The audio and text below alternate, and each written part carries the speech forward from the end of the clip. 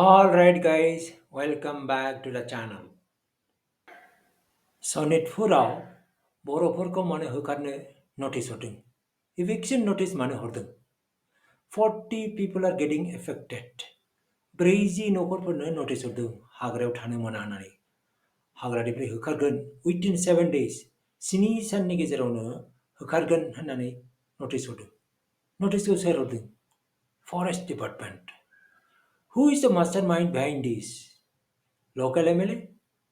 Local MPs? ना state गभर्नमेन्टआबो involve नङा बे इभिक्शननि नटिसआव जोंनि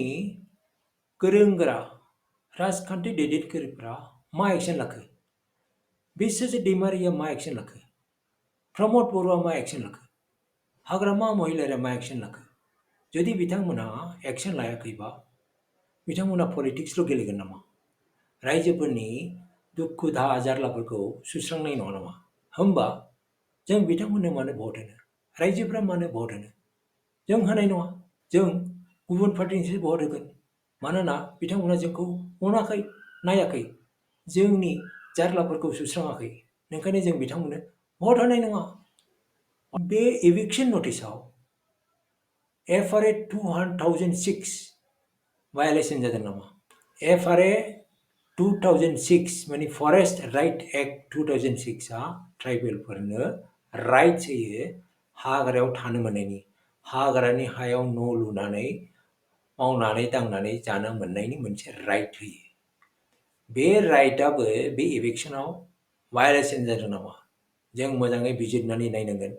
we have to get to the bottom of this I request all the political leaders including दुलाराय फरायसा आफादाबो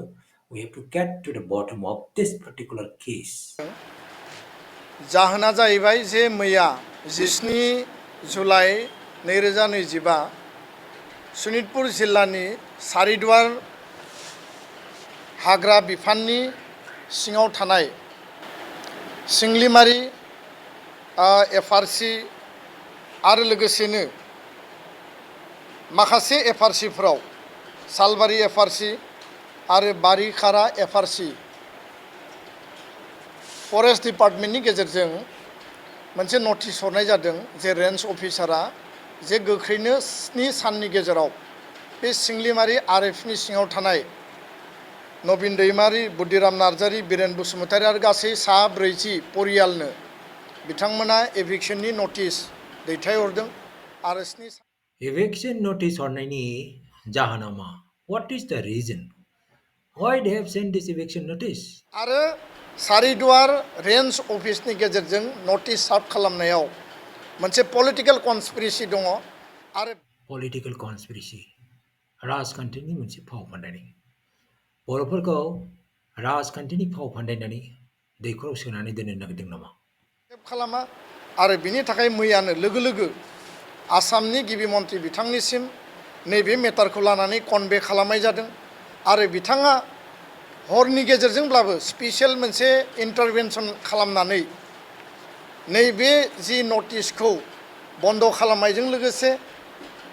बिनि दा आथिखालनि जाय DFO आरो बे जि रेन्ज एरियानि रेन्ज अफिसार बिथांमोनखौ लोगो लोगो ट्रेन्सफार खालामनाय जादों दा बेखायनो थारै Excellent work done by the Bodo Students Union. I am proud of you guys.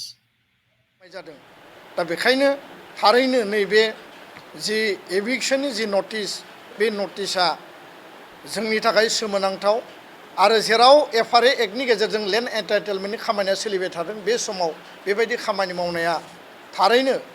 एकर्डनि spirit आरो FRA एक्ट 2006 जि मोनसे आयेन बे आयेननि बिपरित बा उल्थानानै जोङो बुंदों बेखायनो बर' हारिया No doubt it's a violation of FRA 2006. ओंखायनो सेन्ट्रेल मिनिस्टारनाव थांनानै कमप्लेन खालाम ट्राइबेल मिनिस्ट्रि दंना ट्राइबेल मिनिस्ट्रियाव थांनानै बेखौ कमप्लेन खालामै let us see what happen next बेखायनो बेबायदि हाबाफारिनि गेजेरजों जि जोंखौ पलिटिकल कनस्पिरेसि खालामनायनि जि खामानि बे खामानिखौ जुदि मावबावब्ला सोरबा जुदि जनप्रतिया मावोब्ला सोरबा जुदि व्यक्तिया बबेबा समष्टि भित्तियाव जुदि मावोब्ला सनितपुर बिश्वनाथआव 8टा विधानसभा समष्टि दङ जेराव साइजेबल बर' भटार बर' मेजरिटि बर' इनहेबिटेड दङ आरो फैबाय थानाय 2026नि बिसायख'थियाव बेबायदि माने जि मोनसे षड़यन्त्र बिनि इम्पेक्टआ थारैनो गोलैगोन जों सोरखौबा देरहाहोनोबो हायो सोरखौबा फेजेननोबो हायो आरो कुनु कारनाव जों आपस खालामनाय नङा दिनैसिम दासिम गिबि मन्थ्रिया बिनि सायाव स्टेप लादों जों गोजोननाय मोन्दों बिथांखौ धन्यबाद बावदों खिन्थु उनाव आरोबाव जुदि बेबायदि कनस्पिरेसि खालायोबा बेखौ जोङो गनायनानै लाया बिनि थाखाय जोङो गणतान्त्रिक आन्दलन बा सोमावसारनाय जोंनि प्रटेस्टखौ जोङो खालामगोन आरो कुनु कारनाव बे जायगानिफ्राय जों खारनायाव गैया बे जायगायाव जों हा मोननांगौ FRA एक्ट बायदियै बे दाबिखौ लानानै जोङो सरकारखौ नारसिनगोन आरो सरकारजों जों सावरायगोन गोजोन्थों जों सोमावसारफिनगोन बे हाखौ जों गारनानै खारा श्री दिपेन बर'नि गोख्रों राव बियो FRA 2006 आ मोनसे आयेन बे आयेननि हेफाजाबै जों ट्राइबेलफोरा हाग्रायाव थानो मोनो हाग्रानि हाखौ मावनानै जानो मोनो दा मोननै रोखोमनि सुबुंफोरा बे राइट्सखौ क्लेम खालामनो हायो मोनसेनो जाहैदों फरेस्ट डुवेलिं शेड्युल ट्राइब जाय शेड्युल ट्राइबफोरा हाग्रायाव थायो बेयो फार्स्ट केटेगरि बर'फोरा बे केटेगरियावनो गोग्लैयो सेकेन्ड केटेगरियाव दङ आदार ट्रेडिसनेल फरेस्ट डुवेलार बिथांमोनाबो बे राइट्सखौ क्लेम खालामनो हायो अके नाउ देर आर साम क्राइटेरिया माखासे क्राइटेरियाफोर दङ क्लेम खालामनायनि for forest dwelling schedule tribe number वानाव जोंहा must be a scheduled tribe in the area where the right is claimed जाय शेड्युल ट्राइबआ जायगायाव थायो बे जायगायाव जुदि क्लेम खालामनोबा बे जायगानि शेड्युल ट्राइब जानांगौ होननानै बुंदों ओमफ्राय सेकेन्डआव दङ primarily resided in forest or forest land prior to 13/12/2005 forest लेन्डआव 13/12/2005 नि आगोल थानांगौ होमबासो क्लेम खालामनो हागोन बेयो मोनसे criteria second criteria third criteria जाहैदों depend on the forest or forest land for bona fide livelihood that is true मानोना जों हाग्रायाव थानानै हाग्रानि हायावनो थायो we are definitely dependent on forest land so that is this criteria is satisfied so बे मोनथाम क्राइटेरियाखौ satisfy खालामोबा जोङो क्लेम खालामनो हायो बे जाहैबाय शेड्युल्ड ट्राइबफोरनि बेनिफ्राय दङ नन शेड्युल्ड ट्राइब दे आर आदार ट्रेडिसनेल फरेस्ट डुवेलार बिथांमोनाबो मोननै क्राइटेरियाखौ सेटिसफाई खालामनांगौ होमबासो क्लेम खालामनो हायो नम्बर वानआनो जाहैदों primarily resided in forest or forest land for 3 generations 75 years prior to 13/12/2005 75 yearsसिम बिथांमोना जुदि बे फरेस्ट लेन्डआव दङमोनब्ला बिथांमोनाबो क्लेम खालामनो हागोन number one number two criteria जाहैदों depend on the forest or forest land for bona fide livelihood that is fine that is okay because forest landआव थाखादों forest landखौनो नांगौ so second criteria is already met so these are the two criteria for other traditional forest dwellers now how do I claim आं जुदि हाग्रायाव थायोबा हाग्रानि हायाव थाङोबा आं मारै क्लेम खालामो दिस इज भेरि भेरि इम्पर्टेन्ट फर आस नोंथांमोना गोसो होनानै नाय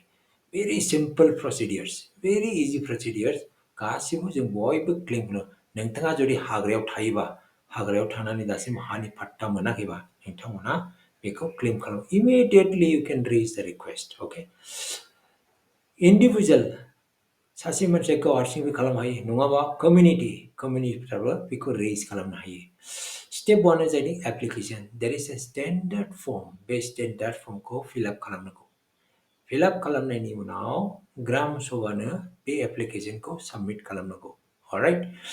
ग्राम सभाया नोंथां हरनाय बे एप्लिकेशनखौ नायबिजिरगोन दे विल स्क्रुटिनाइज नायगोन whether you are applicable whether you can get the rights or not बिथांमोना नायबिजिरगोन बिनि उनाव बिथांमोना एप्रुभ खालामनानै फरवार्ड खालामगोन now this will go to forest rights committee that is the final committee बिथांमोना रिक्वेस्टखौ मोननायनि उनाव नायबिजिरबावनानै बेखौ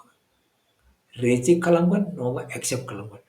whether it will be approved or it will be disapproved अगर disapprove हुआ है फिर भी you have a chance to raise an appeal खालामनो दानिया फरेस्ट राइट्स कमिटिया जुदि एप्रुभ खालामोबा that's it done that is your That is your land. Behind it, you'll get title deeds, patta monen, hani patta monen. That's it done. That is how you raise. A simple procedure. You raise, fill up an application, submit to Gram Sabha submit kana, sub Gram Sabha forest right organ, forest rights committee approve kalamin now, hani patta monen. So you got the rights. Very simple. Please do it if you are नोंथाङा जुदि हाग्रायाव थायोबा हाग्रानि हायाव थायोबा गोख्रैनो एप्लिकेशनखौ submit खालाम नोंथाङा हाखौ मोनगोन अलराइट अलराइट गाइस दिनैनि डिसकासनखौ बावनो फोजोबनाय जाबाय बे टपिकनि सोमोन्दै इभिक्शननि सोमोन्दै नोंथाङा मा सानो